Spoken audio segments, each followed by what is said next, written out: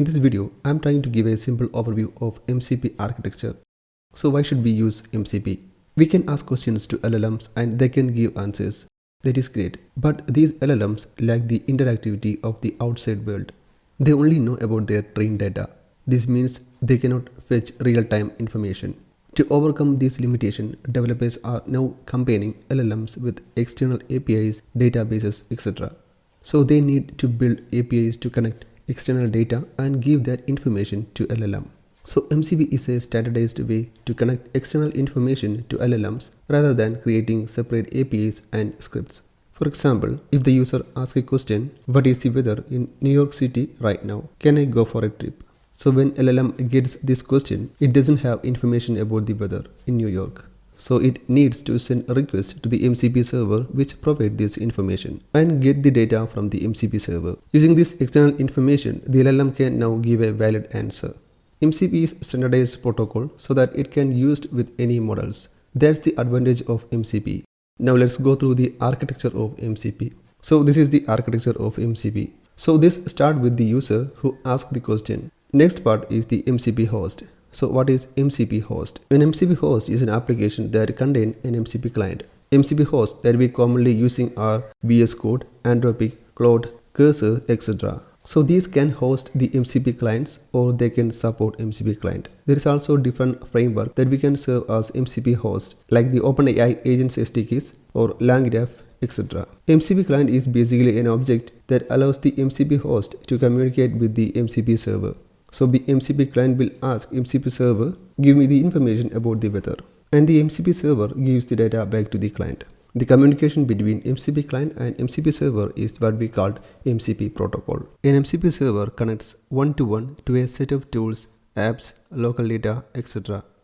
So each client forms a dedicated one-to-one connection with a single server, ensuring isolated, secure and consistent access to that server's tools and resources.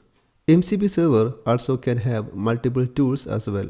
Each MCP server has its own tools and functionality. For example, GitHub MCP server has tools to list repositories, create issue, get pull request, etc. Weather MCP server has tools to get current weather, get forecast, etc. Slack MCP server has tools like list channels, send message, create channel, etc. Now take an example to understand this architecture. The user asks a question, what is the weather in Paris? Is it a good time to visit there? When the LLM gets this question, it knows it needs the live weather information. So it checks the MCP client and lists out all the clients that are available and connect the MCP client for the particular task, which is the weather data. Now the LLM tells the MCP client to call the MCP server tool to get the weather data. It will also pass arguments like location to the MCP tool.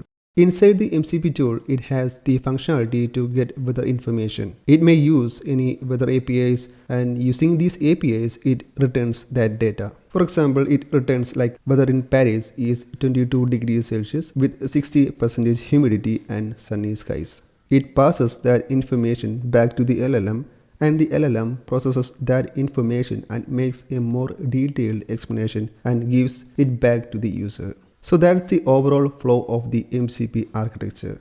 If we look more deeply into the MCP server, a single MCP server may have multiple tools. Let's say tool 1, tool 2, tool 3, etc. Each has a different functionality. If we look further into each tool should have a minimum 3 parameters. First one is name, a short unique name. For example, read file. Description, a friendly explanation of what the tool does. Example, reads the content of a text file from the file system. Based on this description, the LLM understands which tool that it should call. Input schema defines the expected input parameters to that tool. For example, path. These are the minimum parameters that are required for a tool. MCP server typically contains a collection of tools, resources and prompts, but mostly we only use tools. Resources typically provide a structured access to information that the AI application can retrieve and provide to models as a context.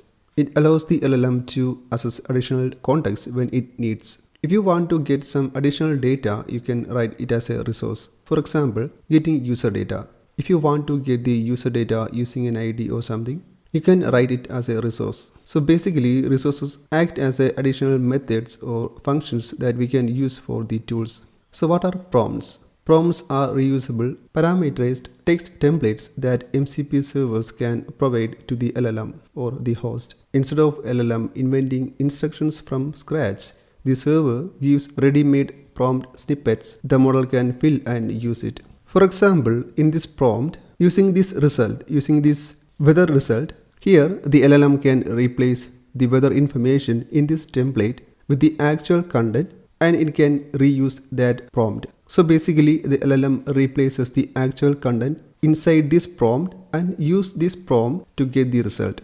So that's a use of prompt here. So that's all about the overview of MCP architecture.